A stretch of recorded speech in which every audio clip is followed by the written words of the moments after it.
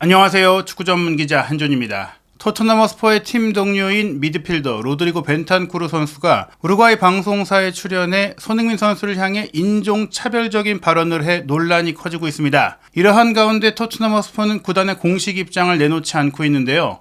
2024-2025 시즌 프리미어리그 공식 일정 발표와 더불어 이적 시장의 움직임이 본격화되고 있지만 오히려 손흥민 선수의 재계약 문제는 미뤄두기로 했다라는 구단의 내부 소식까지 전해지고 있어 실망을 주고 있습니다. 반면 이러한 상황 속에도 손흥민 선수는 자신의 인품과 인격이 빛나는 미담을 계속해서 양산하면서 자신의 길을 걷고 있는데요. 손흥민 선수와 토트넘 허스퍼의 최신 상황, 2024-2025 시즌 프리미어리그 경기 일정과 최근 상황에 대한 비하인드 스토리까지 총정리해드리겠습니다. 먼저 영국 시간으로 6월 18일에 발표된 토트넘 허스퍼의 공식 일정입니다. 토트넘이 8월 19일 영국 시간으로 레스터 시티와 원정 경기를 통해 개막전을 치르게 됐고, 홈 개막전은 8월 24일 에버튼을 상대로 치르게 됐습니다. 그리고 9월 월드컵 최종 예선이 열리죠. 이 월드컵 최종 예선을 앞둔 마지막 경기로는 유럽 축구 여름 이적 시장의 문이 닫히기도 하는 8월 마지막 날 8월 31일에 뉴캐슬 유나이티드와 원정 경기를 치르게 되는데, 토트넘 허스퍼는 팀을 대표하는 선수들을 포스터 모델로 내세워서 중요한 경기 일정 등을 소개했는데, 토트넘의 런던 더비 일정에 손흥민 선수, 캡틴 손흥민 선수가 메인 모델로 나섰습니다. 아스널과의 북런던 더비는 영국 시간 기준으로 2024년 9월 14일과 2025년 1월 14일에 열릴 예정이고, 먼저 홈 경기를 치르고 2025년에 넘어가서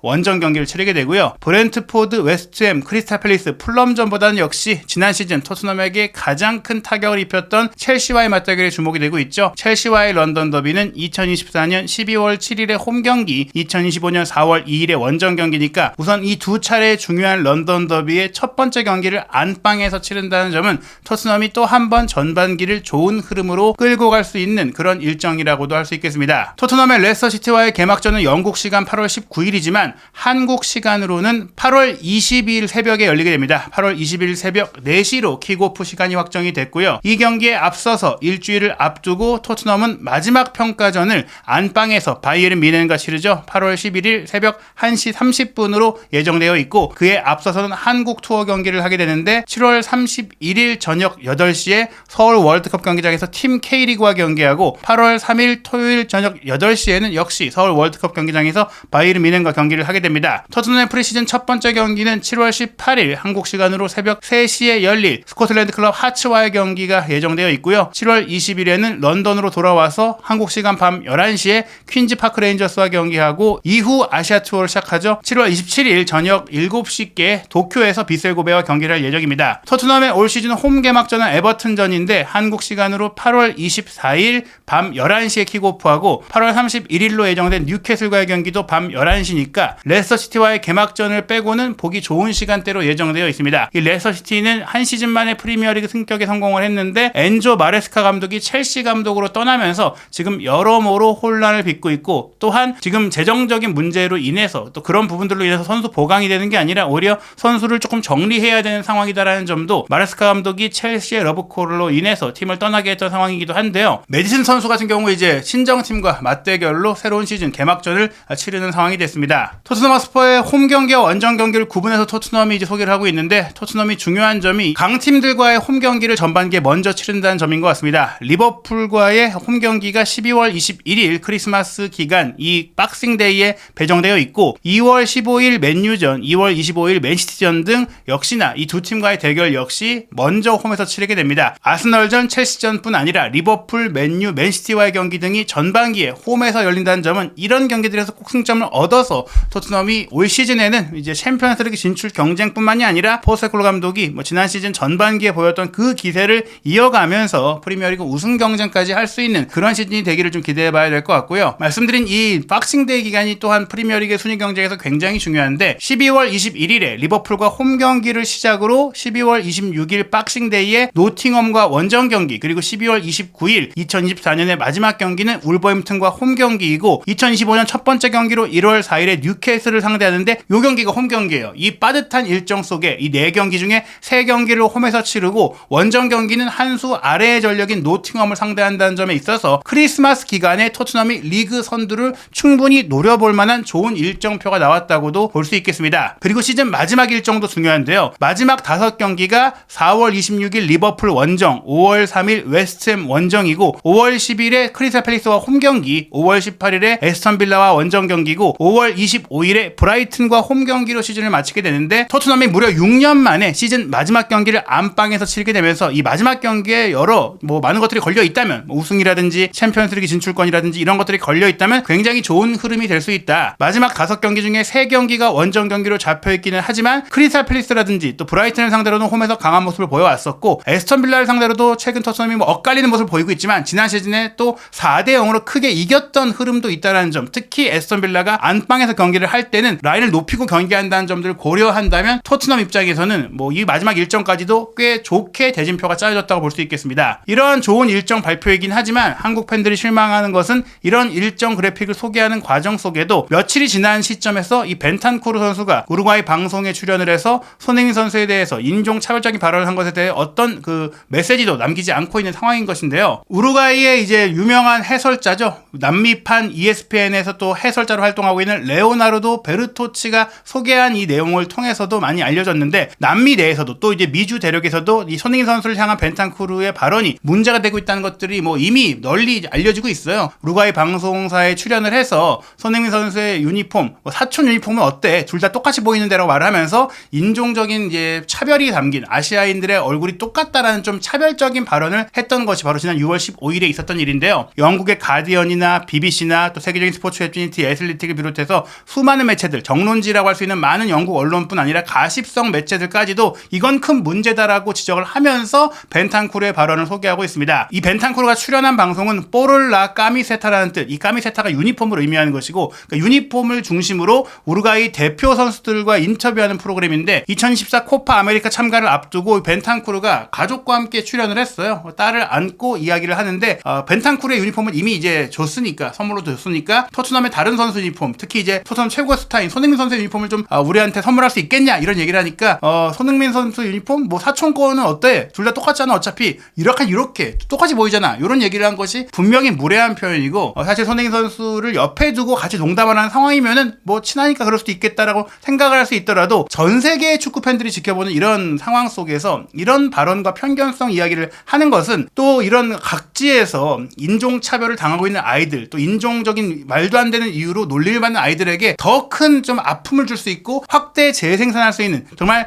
이런 스타 선수들, 축구 선수들의 사회적 책임을 저버린 정말 이래선 안 되는 도의적으로 문제가 되는 발언을 한 거거든요. 벤탄쿠르 역시 이 문제가 커지자 본인의 인스타그램 계정에서 인스타 스토리를 통해서 24시간 동안만 유지된 이 인스타 스토리를 통해서 사과 메시지를 손흥민 선수에게만 남겼어요. 이 부분도 좀 아쉬운 부분이에요. 많은 아시아 팬들, 또 특히 관련된 많은 이들에게 좀 본인이 뼈저리게 후회하고 진심을 담아서 사죄를 했어야 되는데 내 형제인 손흥민 에르마노라고 하면서 내가 했던 말에 대해서 사과하고 싶다. 질 나쁜 농담이었던 것뿐이다. 하지만 손흥민 당신은 내가 당신을 사랑하고 내가 당신을 존중하지 않는다거나 다른 누구에게 상처를 주려고 했던 게 아니라는 걸 알 거다. 사랑의 형제라고 말하면서 손흥민 선수에게만 태그를 하고 사과를 했습니다. 근데 말씀드린 대로 이 문제는 손흥민 선수에게뿐 아니라 모든 아시아인들에게 사과를 해야 되는 부분이었다. 이렇게 좀 말씀드릴 부분인데요. 실제로 이제 동양인 최초의 샤넬 모델이 됐던 한국계 미국인 패션 모델인 해박이 벤탄쿠르 선수가 대표팀 동료와 함께 훈련하는 사진을 올리자 그 사진의 댓글로 메시지를 남겼어요. 너 이렇게 사과해서는 안 된다. 제대로 사과해야 된다. 이 문제의 심각성을 깨달아야 한다라고 영어로 남긴 건데요. 어떤 메시지였는지 소개해드리겠습니다. 인종차별에 대한 당신의 최근 인터뷰가 당신에게 부정적인 조명을 주고 있다. 이러한 일반화는 해롭고 무례하다는 것을 기억하는 것이 중요하다. 우리는 다른 나라와 그들의 사람들을 존중한다고 믿기 때문에 그런 생각을 말로 꺼내지 않는다. 이번 사건을 나쁜 농담이라고 언급한 것은 부적절했다. 그것은 농담이 아니었다. 진심으로 사과하고 싶다면 정중하게 진심으로 사죄하라. 이 사건이 당신에게 배움의 기회로 작용하기를 바라며 앞으로는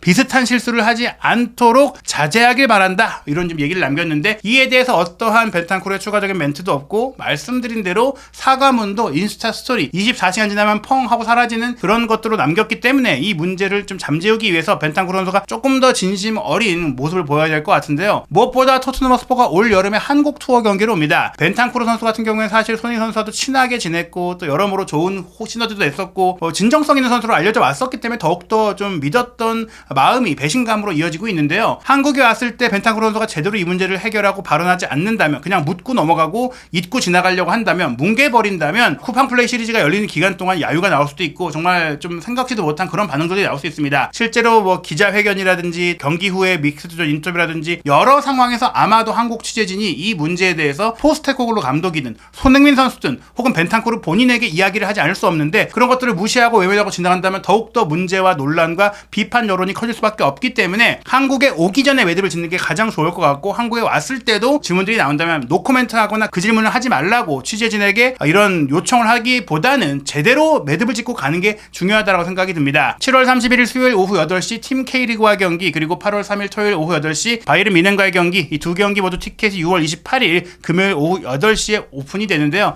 정말 뜨거운 관심과 열기를 몰고 있는 이 쿠팡 플레이 시리즈, 2년 만에 토트넘이 한국에 방문하는 이런 정말 기쁜 행사에 더 이상 이런 불쾌한 일들이 없길 바라고요. 그러기 위해선 벤탄쿠르 선수가 다시 한번 생각하고 진정성 있는 사과를 해야 될 것 같습니다. 이러한 부분에 대해서 손흥민 선수도 어느 정도는 벤탄쿠르 선수라든지 토트넘 구단 측에 좀 의사를 좀 전할 필요가 있을 것 같아요. 지금 휴가를 보내고 있는 손흥민 선수가 이 문제로 골머리를 앓고 스트레스를 받아서는 안 될 것 같아요. 분명히 푹 쉬고 또 편안하게 뭐 많이 리프레시를 하고 다시 일정으로 돌아가야 되는데, 아마 돌아간 이후에 얘기를 하지 않을까 싶긴 한데요. 뭐 이런 상황들을 토트넘 구단 측에서 또 손흥민 선수가 직접 나서서 이걸 좀 이렇게 할 수는 없거든요. 사실 피해를 받은 입장이고 또 사과를 요구하기도 뭐하고, 그런 상황을 좀 생각을 한다면 토트넘 구단 쪽에서는 손흥민 선수가 먼저 얘기하기 전에 이 문제를 정리해 줘야만 손흥민 선수가 더욱더 좀 편안함을 느끼고 토트넘에 대한 애정을 느끼지 않을까, 토트넘이 나를 존중해주고 또 한국 팬들을 존중해주는구나, 이런 생각을 하지 않을까 싶습니다. 손흥민 선수는 지금 휴가 중에 본인이 이제 함께 운영하고 있는 패션 브랜드죠, 노스7의 또 매장도 방문을 했었고, 또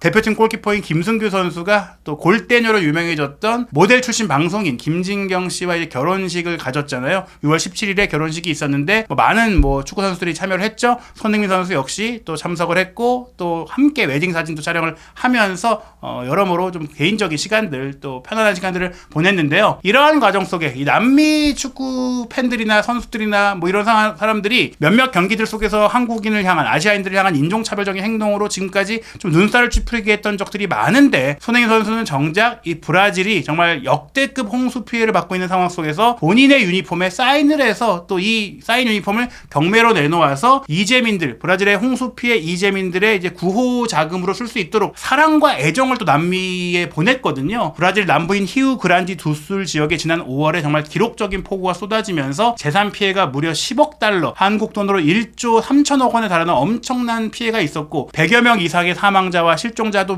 100여 명이 넘고, 이재민만 20만 명이 발생할 정도로 브라질이 큰 재앙과 같은 일을 겪었는데, 여기에 친필 사인 셔츠를 보냈던 손흥민 선수의 마음이 이런 인종차별로 돌아와서는 안 된다, 이런 인종차별에 대해서 아마도 남미의 또 많은 팬들도 분노하고 있지 않을까 생각이 드는데요. 어찌됐거나 이 벤탄쿠르 선수가 이번 일을 제대로 매듭짓지 못하고, 토트넘 구단도 이 문제를 제대로 매듭짓지 못한다면 한국에서 특히 손흥민 선수의 마음도 좀 잃어버릴 수 있다라고 생각이 듭니다. 손흥민 선수는 7월 8일에 본인의 이제 32번째 생일을 앞두고 있는데요. 그 생일을 앞두고 2년 만에 또한 손 커밍 데이를 또 아디다스와 함께 하게 됩니다. 2024년 7월 6일 토요일에 타임스퀘어 1층 아트리움에서 손흥민 선수가 팬미팅을 갖게 되는데요. 이 팬미팅에 참석하기 위한 팬미팅 참여권에 대한 응모가 현재 아디다스 어플리케이션에서 진행되고 있는데, 사실 손흥민 선수가 지난 2013년에 아디다스와 5년 계약 연장을 더 했어요. 2018년까지, 즉 2008년 함부르크 시절부터 거의 이제 20년 동안 아디다스의 이제 지원을 받게 된 것인데, 아디다스의 초장기 계약자로 올라게 됐고, 또 아디다스 코리아가 아닌 아디다스 글로벌 모델로서 어떻게 보면 이제 아시아 역대 최고액의 계약으로 지금 아디다스의 후원을 받고 있는 손흥민 선수니까요. 이번 행사가 또 휴가 기간 중에 또 시간을 내서 또 팬들과 만나는 또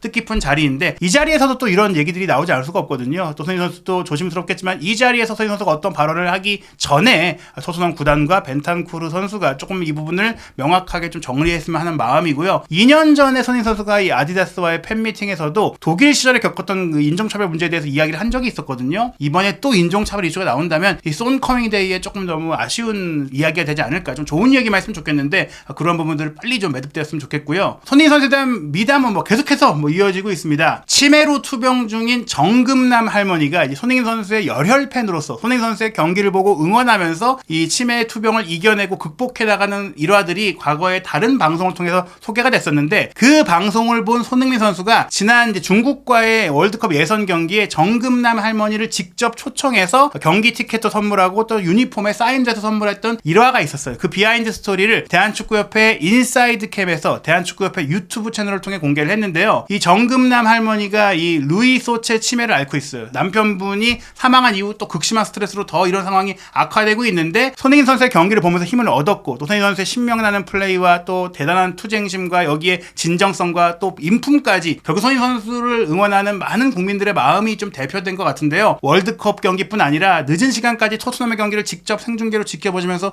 응원했고 그런 모습을 보면서 또 손흥민 선수가 싱가포르 원정 당시에 이 응원에 보답하고자 이제 초대를 진행을 했고 초대 메시지도 직접 보냈고 또 이 메시지가 가족에게 전달이 되어서 또 손흥민 선수가 경기를 하루 앞둔 시점에 4월 월드컵 경기장으로 이 정금남 할머니를 초청을 해서 만나서 이야기도 나누고 사진도 찍고 또 이 유니폼도 선물을 했고 또 그 다음날 또 정금남 할머니가 경기를 또 좋은 자리에서 또 현장에서 지켜볼 수 있는 그런 또 선물 같은 시간을 좀 제공을 하면서 계속해서 미담을 만들어가는 모습이었는데요. 이런 따뜻한 마음과 정말 축구가 어떻게 사회의 발전과 또 인간 사회에 또 앞으로의 많은 또 기여를 하는가를 보여주는 게 바로 손흥민 선수의 모습이 아닌가 싶어요. 스타가 으스대고 많은 돈 벌고 내가 잘났다라고 이렇게 우쭐대는 것이 아니라 정말 아름다운 세상으로 가기 위해 이 스포츠가 축구가 어떤 의미를 갖는가에 대해서 일깨워주는 것은 이런 모범적인 스타로서의 팬 서비스와 또 행동과 또 마음이 아닐까 생각이 되는데요. 한편 이런 손흥민 선수에 대해 팬들이 갖고 있는 아쉬움은 토트넘에서 우승할 수 있겠느냐 바로 이런 부분인데 우선 이 로메로 선수가 최근에 주가를 높이면서 레알 마드리드 이적설이 나왔었잖아요. 이 부분에 대해서는 일단 파브리치오 로마노 이탈리아 출신의 이적시장 전문 기자가 가능성 없다. 물론 원할 수는 있겠지만 토트넘은 로메로를 절대적인 중요한 선수로 여기고 있기 때문에 계약 기간도 남아있고 협상할 생각 자체가 없다라면서 일축을 했고요. 이러한 과정 속에 또 손흥민 선수의 계약이 1년밖에 안 남은 상황이잖아요. 토트넘의 내부 소식에 정통한 런던에 살고 있는 에이전트 폴 오키프 이 이름이 본명인지는 알 수 없어요. 폴 오키프라는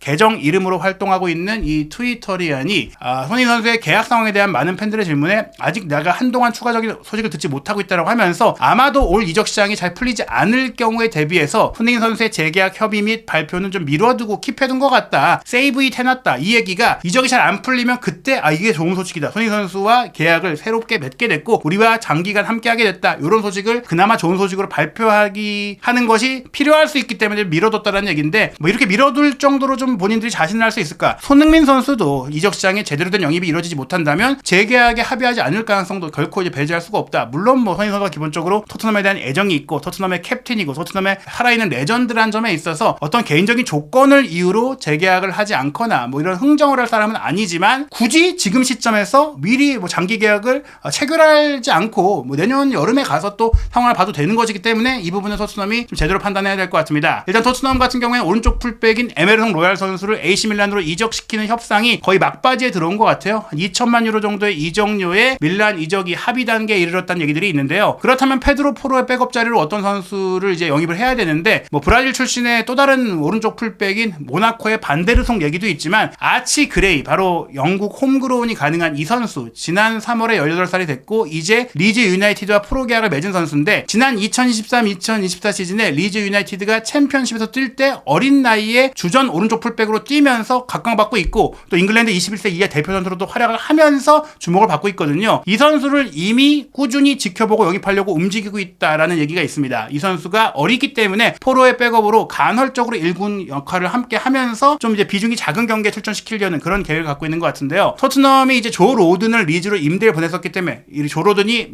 리즈로 완전 지역할 수 있는 가능성이 있다 보니까 그 부분에 있어서 이런 딜을 좀 엮어서 아치그레이를 데려오려고 하는 움직임이 진행 중이라고 합니다. 디 애슬레틱에서 보도했기 때문에 이 움직임은 확실히 믿을 만한 소식이라고 할 수 있겠고 앞서 말씀드린 로얄에 대한 소식도 이탈리아 최대 스포츠 신문인 가제타 델로 스포르트의 소식이기 때문에 믿을 만한 이야기인데 문제는 아치그레이를 노리는 팀이 좀 여러 팀들이 있다 보니까 토트넘이 원하는 대로 이 아치그레이를 데려올 수 있을지 여부는 아직도 물음표가 달려 있고요. 그 외에 공격수 영입에 대해서도 많은 많은 얘기들이 나오고 있는데 AS 로마의 전 첼시 공격수인 타미 아브라함 얘기가 코리에레 델라 세라에서 나왔는데 이 부분에 대해서 폴 오키프 같은 경우에는 내부에선 좀 그런 생각이 없는 것 같다 이런 보도를 했었고, 또 아이반 토니가 또 토트넘과 개인 합의를 맺었다 이런 얘기가 있는데, 이 부분에 대해서도 영국의 런던 지역 신문인 스탠다드 같은 경우에는 그건 사실이 아닌 것으로 알고 있다, 관심은 있을 수 있지만 개인 합의를 했다거나 밀도 있는 협상이 진행되고 있는 상황은 아니다라고 일축을 했습니다. 페노르트 공격수인 멕시코 대표인 산티아고 히메네스에 대해서도 동등한 상황이다, 결국엔 히샬리송의 거치와 스트라이커의 영입은 조금 맞물려 있는 상황이라고 봐야 될 것 같은데, 다만 이적 시장에서 꾸준히 언급되고 있는 크리스탈 팰리스의 잉글랜드 대표 이선 자원 에베레치 에제에 대해서는 폴 오키프도 토트넘이 굉장히 포스테코글로 감독과 구단 차원 모두 강력하게 원하고 있다고 하면서 6천만 파운드가 최소한 보장되어야 하는 바이아웃 금액이 조항이 있다라고 알려져 있기 때문에, 또 선수 본인도 어느 정도 새로운 도전을 원하고 있기 때문에 협상이 이루어질 수가 있는데, 아마도 올여름에 데려온다면 에제가 토트넘의 역대급 영입이 될 수 있지 않을까. 물론 이제 에제를 노리는 다른 팀들이 있는데, 이 에제 선수를 영입하는 것이 토트넘의 공격이 조금 더 손흥민 선수를 지원할 수 있는 자원, 손흥민 선수의 부담을 덜어줄 수 있는 그런 자원이 합류할 수 있는 중요한 영입이다 보니까 좀 가장 크게 진행되고 있지 않을까 생각이 됩니다. 토트넘 핫스퍼의 여름 이적 시장은 아마 이제 많은 유럽 구단 직원들, 특히 잉글랜드 구단 직원들이 최근에 이제 한 1, 2주가량 휴가를 다녀오면서 많은 업무들이 조금 이제